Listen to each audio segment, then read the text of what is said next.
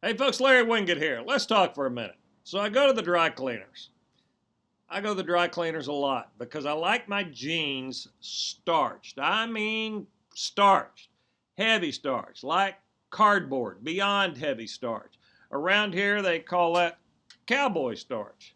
Where I'm from in Oklahoma, we just called it taking your jeans to the cleaners. I like to have to run a blade up between the pants legs just to get the starch to break them up so you can put your leg in them. That's how heavy a starch I like. So I found this place that did a pretty good job. I went a few weeks ago, and 3 times I had to go back to say, guys, this is not what I'm talking about. You've done them right before, do them right again.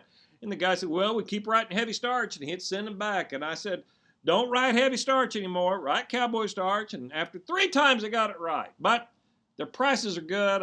I like them. They're convenient, all that sort of stuff. So I took a new load in the other day, and a different guy there, and I said, all right, let's talk about these jeans, because I'm tired of coming back every time and trying to explain to you what I'm looking for. You got it right, and I expect you to get it right every time. So the guy says, okay, I got it. By the way, I own this place. And here's what you need to do. When you come in, you need to tell my people, and he went ahead and explained this whole thing. And he said, then have them put them in the jeans in a separate bag, then they do your dry cleaning, your regular laundry, and put this note in. And I go, no, I don't need to do any of that.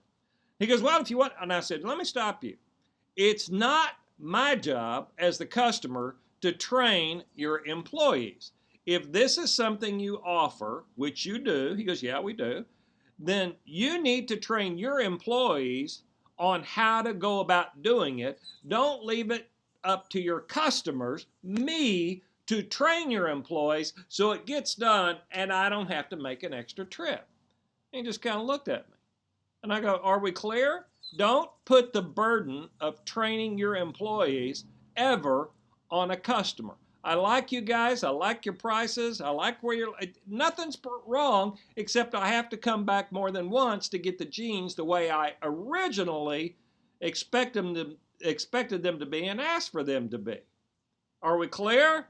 He goes, well, yeah, I guess that makes sense. I said, no, it either makes sense or it doesn't, because I'll find someplace else to do it. I'm really being nice here, and I'm trying to help you, but don't make me have to do your work. Your employees, your establishment, training is up to you. End of story. Yeah, they were done right.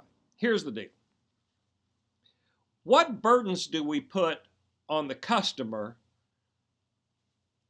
that we really should take on ourselves? Why do we make it hard for people to do business with us? Why are we asking the customer to compensate for our lack of training, our lack of professionalism, our employees' lack of training and professionalism and courtesy and respect and all those things? We ask too much of our customers. I drive past a minimum, really, a minimum of 20 other dry cleaners to get to this place. But I'm willing to, because eventually I get it right. Now, I'm going to be willing one more time, and then I'll move on to someplace else. How about your customers? How about the way you treat them? What are you asking them to do that's your fault, your responsibility? If you respect your customers, you'll do whatever it takes to act on their behalf in all these situations where we're expecting them to do the work. Don't be that way.